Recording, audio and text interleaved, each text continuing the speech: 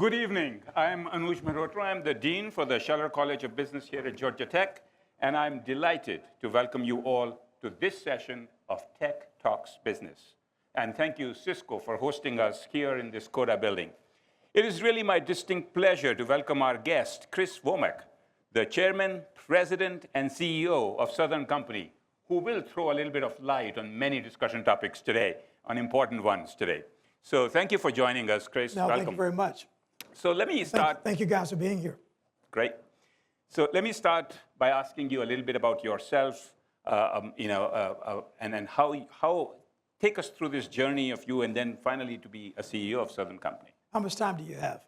Please. No, it's all yours. Yeah, it's been a very long and kind of winding road and journey that I've been on. I was born and raised in South Alabama, about 50 miles south of Montgomery, Alabama, and did my high school days there, and then I went off to college at Western Michigan up in Kalamazoo. And while there, I got interested in, even as a younger person growing up, I was always interested in politics. And I decided between my junior and senior year to go to Washington for an internship when I worked for Ralph Nader. And some of you may know or may not know of Ralph Nader. He was probably the ultimate first consumer advocate. And he always raised issues about what parts of whether it was vehicles or any kind of appliance, if it didn't work, he was always correcting it, trying to perfect it, and challenging the businesses on things they were doing. And I fell in love with DC. So when I graduated, I went back to Alabama. My mother wanted me to be a teacher. And so I did 3 days of substitute teaching and realized that was not for me. And so then I hopped in a car and drove to Washington and began to look for a job. And someone introduced me I went on Capitol Hill and decided I wanted to work on the Hill. Somebody introduced me to this guy who was from California. He represented a district in California and said, well, he's got an opening. You may want to go look and see if there's a possibility that there's an opportunity for you. And so I applied. Took a couple of exams, and I got a job with this guy named Leon Panetta, who was from the Central Coast of California, and spent then 9 years of my life there doing a lot of different things on the Hill, healthcare policy, immigration policy, and did some House administration work, and then decided I wanted to get back to Alabama. I always have had this incredible love and affinity for Alabama, and always had this desire to correct some things that I didn't like that was happening in Alabama. I wanted to try to make it better. And I've always felt that if I wanted to see something change, or I wanted to try to make progress, or try to make a difference, there's some things I have to do. I just can't point to others, but I have a personal responsibility to do that. So I moved back to Alabama, again, without a job. And so I searched around for a little while, and I ended up having 3 offers. One was for the mayor of the city of Birmingham, a guy named Richard Arrington at the time. One was at the University of Alabama at Birmingham, UAB, as a grant writer. And then I got an offer to work at the power company, Alabama Power Company, in their public policy area. I never cared about business. I never cared about money, never cared about business. I was kind of a policy, government, kind of community person. I said, I tell you what, let me do this thing with the power company, put this business on my resume, and I'll have it, but I'll do this just for a little while. It's been 35 years now since in that little while. And it has been, I thought the company would be too boring for me. I thought it would be too constraining and too confining and too limiting.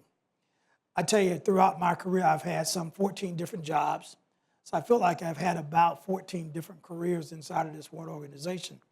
I've done so many things that were from supply chain issues to fleet management to, I ran the human resources department. I became a chief people officer at the company.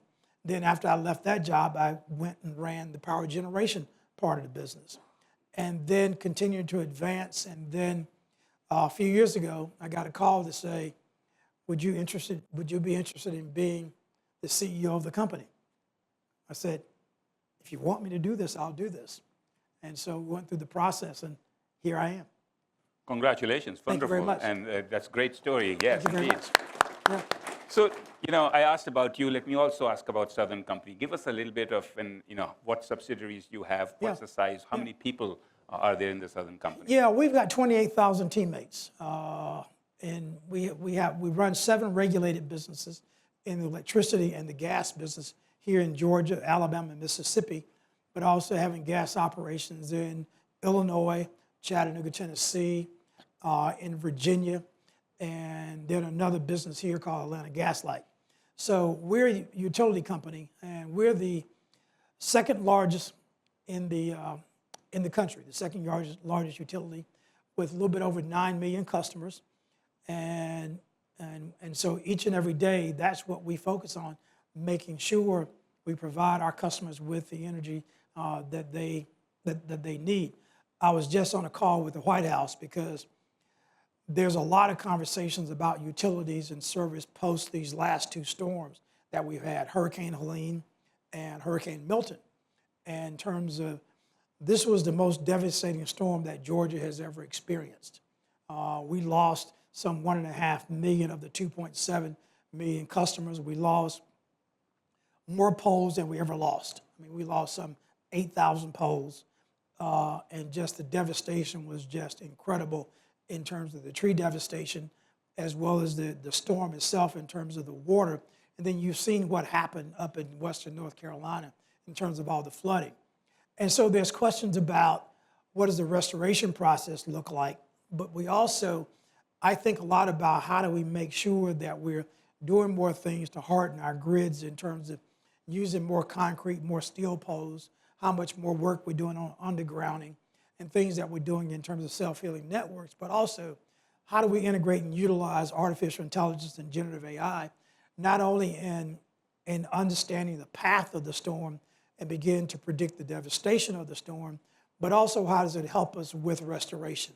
The utilization of drones and just so much other technology that we can use in terms of managing these processes, because we continue to see more extreme weather. And I think it's incumbent upon us as service providers to restore service to you as quick as possible in these kind of events. So we're always trying to learn. We're always trying to get better. We're always trying to improve. And so that's just some of the things that we're trying to respond to. And then you see this, and for us, this incredible new demand for power. I mean, you talk to Elon Musk, you talk to Bill Gates, or you talk to Jensen at NVIDIA. I mean, they think the power demand will quadruple by the 2040s decade, that period.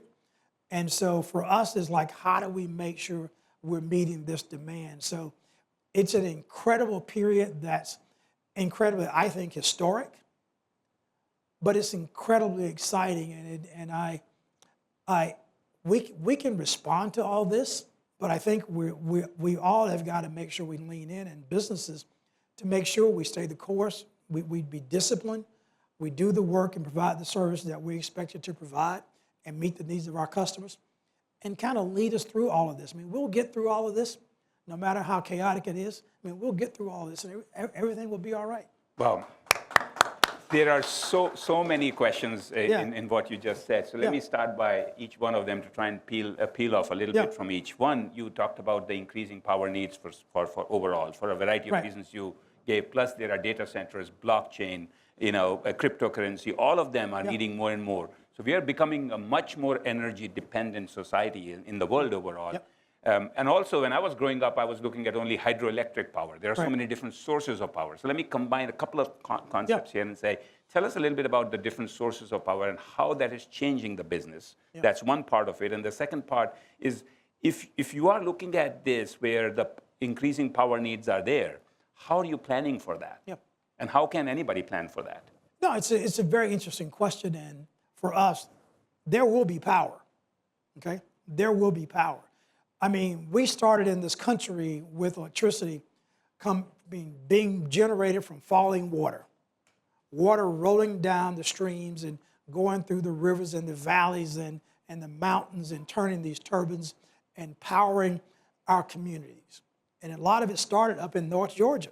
I mean, that was kind of the fundamental part of our business. And then we began to use things like fossil fuels like coal and use that as a major resource. And then we began to do things like, for the longest time, we couldn't burn natural gas for power generation because we thought there was a very limited supply. So government banned us for using gas as a resource to fuel our power plants. So we had coal, we had hydro, and then we began to build nuclear plants. And nuclear plants there's some 94 nuclear units in this country today. And for us, it supplies about a little bit over 20% of our power supply. So it's been a steady source of power for us for a very long time.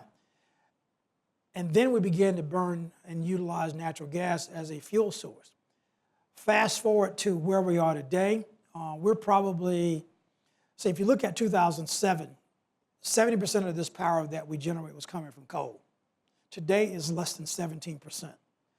We've seen that shift as we think about things like sustainability and moving toward net zero goals in terms of our emissions. So now we still use hydro. Hydro is a backbone source of our company. We take pride in it. We're always modernizing and upgrading turbines to increase the output because it's just a wonderful natural resource that we have. And it helps us in terms of powering our economy. Yeah, we're burning more natural gas, but we've also increased utilization of solar. Our renewables now is up in kind of the low 20%. And then still we have nuclear. Just these last couple of years, we brought online the first nuclear plant built in this country in over 30 years. And so I can talk more about it, but I think as we look at demand going forward, and we try to balance the need to make sure we stay focused on issues of sustainability and being clean, nuclear has got to be a major part of this solution set going forward to meet this future demand. I think we've got to make sure that is a resource. But we're going to have to continue to do more renewables. We're going to use more batteries. Battery energy storage is something that we utilize here in a recent decision by our Public Service Commission. There's about 1,000 megawatts of battery energy storage that would be added to our grid. We test things like hydrogen. Can we blend hydrogen in combustion turbines? We've blended some 20% out of a plant out here called Plant McDonough up in Smyrna. It was at that time the largest blend of hydrogen.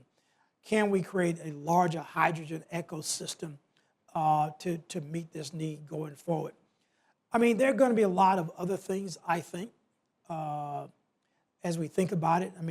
Clearly, solar, clearly more wind.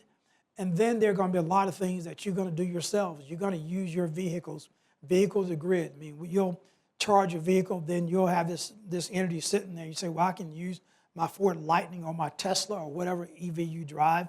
I can plug it into the grid. So there's going to be more distributive resources. And then we've also got to make sure that we always are encouraging you to be as efficient as you can be in terms of how do you save, how do you lessen your impact, how do you reduce your demand by adjusting thermostats, by making sure your homes and your businesses are efficient as possible. There are a lot of things like that I think will continue to be a part of this mix as we move into the future. This is very, very interesting. You mentioned clean energy. You mentioned the grid that is necessary to be secure. What are some of the innovations taking place? What are some of the things that we can be thinking about in terms of making sure that we have a reliable grid for the future, especially as we continue to increase? It's utilization of technology. Because the thing I get excited about is that as you, like I said, what we call distributive resources, and you'll have microgrids. There's a microgrid here. As we utilize microgrids and other resilient technologies, how do we integrate all of these technologies into the grid? And so there will be technologies that we call distributed energy resource management systems that, because the grid always has to be balanced, if it get out of balance, the grid can crash. And so, but how do we make instantaneous decisions with where the demands are and where the power supply is on microseconds basis to make sure that we're always deciding how much we need, where is it going, and what's needed and what's not, what's on and what's off. And so these DERM system, I think, will be incredibly critical as we move into the future. One thing I have to say, and if you paid attention to the news about what happened just south of us down in Cuba, Oh my God. Yeah. Cuba lost their grid. I mean, completely lost the grid. And I was down there about 6-7 years ago. And unfortunately, the system was not well maintained. And they didn't have the resources to keep the system up. Then they were having some fuel challenges. And then I mean, what I worry about is the challenge is as the grid completely collapsed, how to get it back up. They've got to go through what we call black start exercises, so that you start it on one side, and then as it begins to move around, you try to match load with needs. How do you keep it up? And that is an incredible challenge. And I know we'll never learn all that, what happened and how the process is going there. But it speaks to the importance of the work that we do in terms of making sure we maintain our grid, making sure we maintain our infrastructure, that we have a good supply chain in terms of upgrading and having technology and circuits to make sure we're doing all the right things in terms of managing our grid. But there are so many lessons to be learned from conditions like that. Great. So let me ask you a question which is more pertinent to me. As in academia, when we introduce new programs, oftentimes we wonder, should we be putting the resources into it first, or should we wait for the new program to mature a little bit and then find the resources for it so that it feeds itself? Your company is growing. And from what I read, the energy needs will be continuing to grow, and you're planning to grow by 4 or 5% or something like that, or maybe a little bit more than that. A little bit more than that. A little bit more than that. Yeah. So as a CEO, how do you decide to balance these opportunities that lie ahead with resources that you're investing, or what is that balance in a business decision as to when you put resources into something? Yeah, I mean, there are always balances. You think about capital allocations in terms of where you put your resources. I mean, those are always critical decisions you have to justify in terms of what are you doing, where you invest in your business, what do you see forthcoming. Since the advent of air conditioners and heat pumps back in the 70s and early 80s, the electricity demand has been growing at somewhere between 1% and 2%. I mean, so for the past couple of decades, we've seen 1% to 2% growth, and I mean, high was 2%. What we see now in the latter part of this decade is somewhere in the low teens. I mean, so you're seeing just this incredible growth. Our responsibility as utility providers, as a power company, is we have what we call this obligation to serve. So if you're here, we have to serve it. So we have to be forward-looking and always planning to meet and anticipate this growth that is coming. Yes, we want to be as certain as possible as we make these investments. There will be customers on the other side to support the investments we're making. But we have to look down the road in terms of what we see forthcoming in, say, 3, 4, 5 years. So we begin to build the infrastructure. So we begin to make the investments to support the infrastructure needs so we can meet and respond to that demand that we see forthcoming.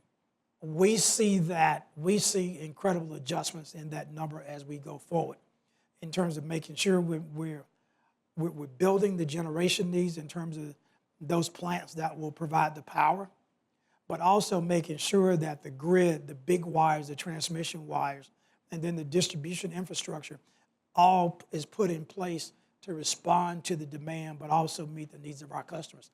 I tell you, it's an incredibly exciting time. Mm-hmm. It's an incredibly exciting time in this business. I mean, when I joined this company, I thought it was pretty boring. I tell you, we're so cool right now. I mean, we're so fashionable, I can't stand myself. So, Chris, I stayed in South Florida for 25 years. Yeah. And I ran away but the hurricanes seem to have followed me here now. Yeah. You mentioned the hurricanes that you were experiencing, that become a challenge. I've always wondered, how do power companies, what kind of partnerships do you have with competitors and others to really plan this? And how well do you know, with all the technology that you had mentioned, on what the impact will be and how prepared can we be to not have a month-long outage, for example, that we at least experienced 20 years ago when there were hurricanes in Florida?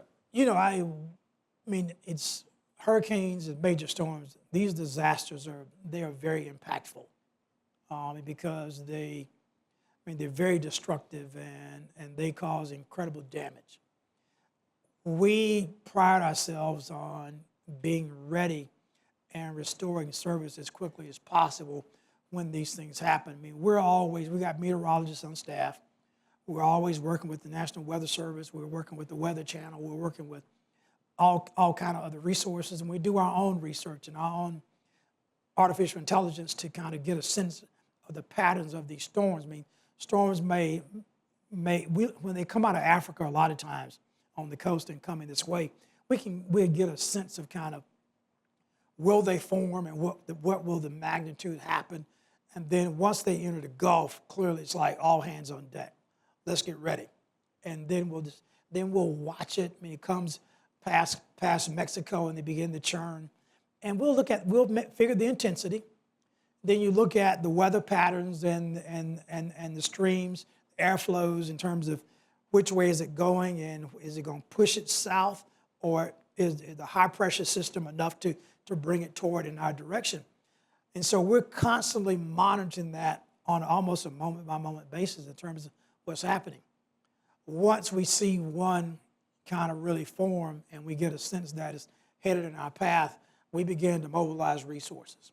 And we try to figure out the intensity of the storm, the path of the storm, and then say, this way, that way. And we begin to plan and then position resources, crews, equipment, infrastructure to support the crews, I mean, the transformers, the poles, all that begins to be planned and positioned. In the electric utility industry, we have what we call this mutual assistance network, where we all agree to help each other out. For example, in Hurricane Helene here in Georgia, like I said, our company here in Georgia has probably around 6,000 employees. During the storm, we called on our sister companies in Alabama and Mississippi to also come in and support. We brought in an additional 20,000 resources from all across the country, as far away as California, to come and help us to restore service. So that's that partnership, that's that congeniality that we have with us, that in those times of need, we will come to everyone's assistance. And then what happened after Helene and then Hurricane Milton came through around St. Petersburg down in Florida, once the crews finished up working in, say, Augusta, Georgia, or Valdosta, or Savannah, once they finished up, they packed the trucks up, and guess what they did? They went down to Florida and to begin help to restore there.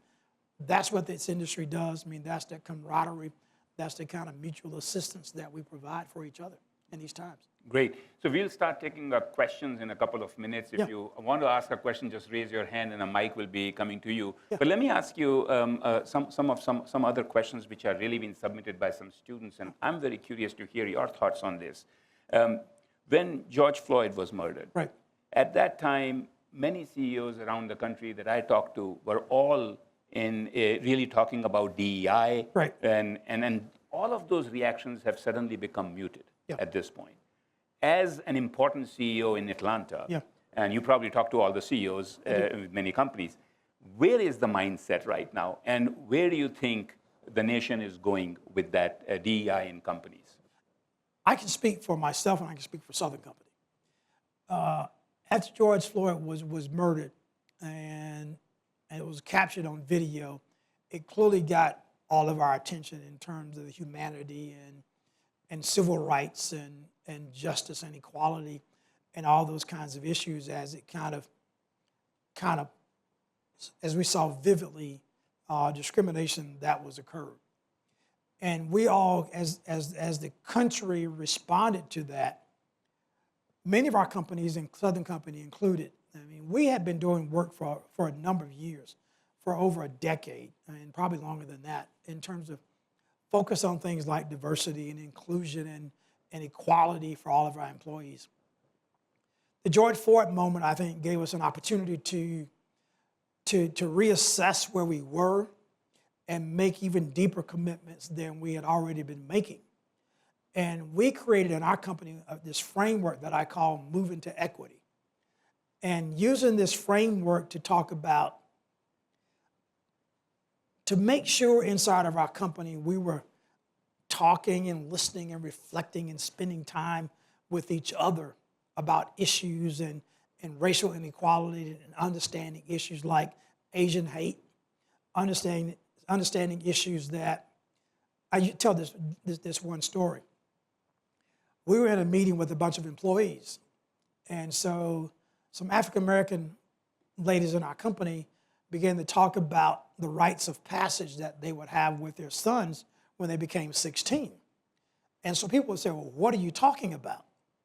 So African-American mothers, when the sons turn 16 and they get their driver's license, they teach them, what do you do when you're pulled over by the cops?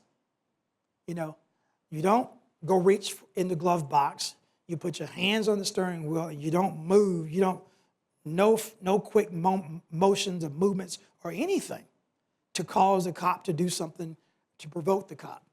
And so many of our Caucasian and white employees had no idea about this rites of passage.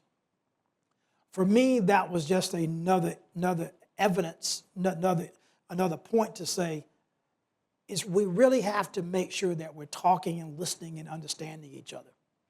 And yeah, I mean, it was, and like I said, the Asian hate piece in terms of, some of us were not aware of that. I mean, as many Asians, every Asian was blamed for COVID. I mean, they say they have been going through that for decades. And so just so many learnings and lessons that we all had to understand. And for us, that led us into the work that we had to do in terms of what is it we need to focus on, begin to do the work, get everybody involved, measure the work that we were doing, making commitments, understanding the gaps that we have, and then telling the story about the work that we're doing. The thing that I feel real good about our company is that we're having just as many conversations now as we did in 2020. And so, yeah, I mean, I see all the efforts in political circles about diversity. My story is the work that I do, the work that I talk about, the work that we do inside our company, guess what? It ain't political. The work we're doing is about fairness and equality for each and every one of our employees. I want every employee in our company to feel like they're included, they belong, they have a fair shot at being whatever they want to be. And so that's my conversation, that's my story. I'm not being quiet about it because it's not political, it's about fairness. And that's the work that we're doing. We're not discriminating against one group or the other. I mean, when the Supreme Court rulings came down, we did our own analysis to make sure that we haven't hired anybody solely based on race or gender.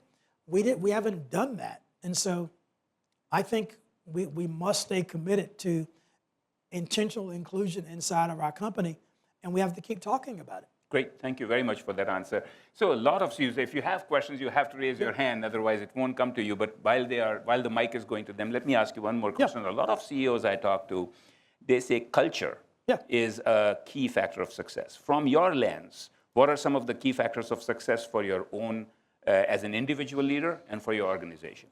I agree. I mean, culture is incredible. Culture is central and foundational, I think, to a successful company. Yes, we got to build widgets. We got to incorporate and embrace new technology. We've got to make sure that we incorporate generative AI all across our business. But we also have to make sure we got to do all the financial things. We got to make sure we're always looking at the balance sheet. And I'm proud to say our company in the utility sector probably has the best balance sheet in the industry. We got the best FFO to debt. We got best cash flow. We are in such a strong position, and we have to do those things. But if you don't have a good culture, if you don't have good collaboration, if you don't have good teamwork, if you're not creating a culture where everybody feels like they're part of the organization, fully invested, giving of themselves, I think you're missing opportunities. Now, trying to get there is hard. And because people want to go do things. People want to go do something. Give me an assignment, let me go do something. I talk so much about, it's not just about what we do, it's about how we do it. I think that's what makes companies and organizations and institutions highly productive on a sustainable basis. I mean, I want to make sure that our company is successful, not just for 2024, but every year after, ongoing and into the future. And I think the key to that is a strong, positive culture. Very good, wonderful. So I think we do have some questions, so maybe we'll have time for 3 or 4. Please Yeah. go ahead. Hi, thanks for talking to us today. My name's Jake. So the thing I'm interested in particularly is related to solar panels and battery technology. Yeah. I've seen a lot in the news just about adoption of solar and sort of over time, the technology behind batteries and solar getting better and better. So I'd just be interested to hear your thoughts on how the company is implementing these and what you see as the future of that combination of technology. Yeah, I'm bullish on it. I mean, we have over the past decade, like I said, we've probably gone from the low single digits in terms of percentages of our output to over 20% in terms of renewables and solar panels. Panels have gotten much more efficient. I am incredibly excited by what we're seeing with battery technology because we're always managing our resources to manage that peak, that highest period of demand. And so you get, like in the winter months, you may peak maybe around 5 o'clock in the morning when each one of you get up in the morning, you're taking your shower, you turn your hot water heater on and all those things. That's when you have that peak demand. And so many times at 4 or 5 o'clock in the morning, guess what the reality is? The sun is not shining. So guess what you need to have? You need to have that battery available to help meet that peak.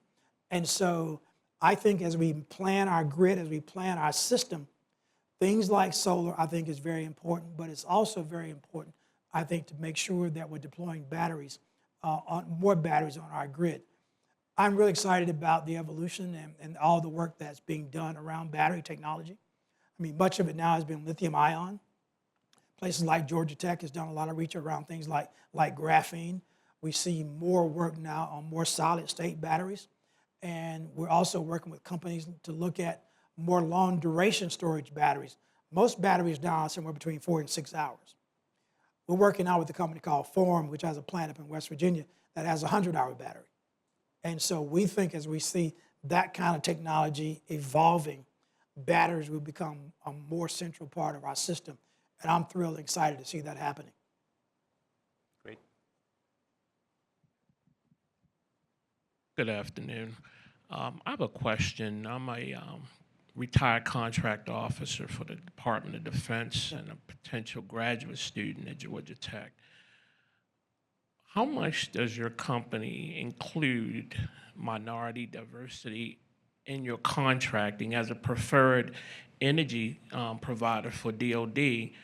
Do you offer programs, mentor protege, joint ventures with disadvantaged firms? Also, second question, do you partner with rural electrical cooperatives to bring a more robust clean energy delivery systems? A couple of good questions. On the supply diversity side, we've been involved with all the supply diversity councils, the council here in Atlanta, the National Council, Minority Supply Development Council is actually meeting here in Atlanta this week. I spoke to them yesterday. As I spoke earlier about our moving to equity work and making commitments. We made a commitment in 2020 that you look at our spend, that we would have, we want to reach a 30% goal in terms of our diverse spend. This year we're at 29.1%, which is about $2.5 billion of spend. So we have this commitment and we're going to continue to grow that. Yeah, we do have mentor programs to bring companies in to see the work that we do, whether it's vegetation management, whether it's line crew work, help them learn the work, what we do, and see if there's a way they can support us in that work. So we have a deep commitment there. The rural electric cooperatives are, I mean, they operate their own system. They do their own thing. I mean, they're not part of us. We offer to provide assistance. I mean, during the storm, once our crews finished up the work that we had to get done to restore service, we offered our services to them as well. But they are a separate entity from what we do. But yeah, there are things here in Georgia that our transmission grids, we have a joint ownership of transmission here in the state. So, and there are a couple of plants like Plant Share down at Juliet, Georgia, where there's co-ownership, and there's co-ownership in our nuclear plants down at Plant Vogtle. So there are some things that we do together as co-owners, but their grid, their operations, the work they do is very unique and separate and different than the work that we do. The territories are completely different. There's no overlap.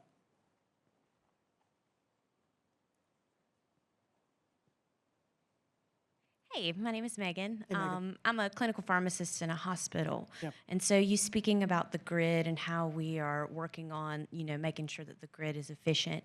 I was wondering like how vulnerable Southern Company and other companies in the Southeast are to external threats, such as hacking that could shut down an entire grid system and halt care for patients, like critically ill patients. Wonderful question. And I mean, people ask me sometimes, and when I do these things, they say, Chris, what keeps you up at night? And that's what keeps me up at night. That's the thing I worry about. And it's because there are constant efforts to hack our system. I mean, it may be some guy sitting in a bedroom in New Jersey that's sitting there just having fun, trying to play and see if he can get in. But then there are also nation states, whether it's North Korea, whether it's China, other rogue nations that are also trying to hack, always constantly trying to get in and take control of the grid. We work constantly in terms of prevention and cybersecurity work to try to avoid and prevent that. I mean, there are all kind of phishing expeditions by different entities to infiltrate the system and get bugs and get employees to sign on to open up an email that has a virus in it. I would say it's something that we spend a lot of time working on. We spend a lot of time with our industry, but we also spend a lot of time with all the security agencies at the federal government working on those issues and making sure there's good communications about what people are seeing, looking at the traffic, what's out there, what other people are experiencing, to try to make sure we have the right prevention, we got the right firewalls, we're doing all the right things to try to prevent these things from happening to us. But that is a deep, deep, deep commitment on our part to try to make sure our grid is secure. But also, cyber perspective, but also physically. I mean, because you see every now and then somebody decides they want to go try to damage one of our substations or something. So we do a lot of physical work as well in terms of trying to make sure that our infrastructure is also very secure. But that is a major priority of our company. Yeah, great. Let's take one more question. I think there's one lady in the middle there at the back. Hi, thank you for coming. Quick question, just my curiosity in regard to our power lines and how you have the power lines feeding right into our homes and all the storms we talked about, the destruction that takes place with all the hurricanes. Thinking about the future, 20, 30, 40, 50 years down the line, do you see more of the power lines going underground to help solve that problem for the future, especially with the government wanting to help with infrastructure? And the answer Again, is yes. that's just to feed my curiosity. No, the answer is yes. I mean, I think you'll see a couple things. You'll see more steel poles. You'll see more concrete poles, and you'll see more lines underground, I think, as we go forward. I mean, there's a constant effort on our part to make sure we are hardening the grid because we do see more extreme weather conditions. And so our responsibility is to make sure we're doing things to defend against those extreme weather conditions. I mean, there are some places the entire grid cannot be put underground. I mean, particularly on the transmission grid. I mean, that's just not possible. And then it can be done, but then the maintenance issues can be a challenge. But yeah, I think over time you'll continue to see more work being done in terms of putting service underground to try to prevent and avoid some of the weather challenges that we have. Now, you'll also see, and sometimes you guys don't like when we do this, we're going to do more vegetation management. We got to do more in terms of trimming trees and pruning trees and keeping trees out of the power lines. But I think it's very important as we think about being reliable, but also think about being resilient and kind of giving you that ultimate form of reliability. Those are some of the things that we're going to continue to do more of as we move into the future. Chris, thank you very much for a fantastic session. At Thank you least very much. I feel enlightened and full of energy. Yeah. Thank you very much. Thank you very much. Thank you, guys. And thank you all for joining us Thanks for today. joining us. I want to invite you to the next session in the Tech Talks Business Series. It's on November 11th, and our next guest will be Bill George, former chairman and CEO of Medtronic, a senior fellow at Harvard Business School, the author of True North, Emerging Leader Edition, and a Georgia Tech alum. I hope you can join us then, and I hope you can join us for a reception after this. Here. Thank you again. Thank you very much.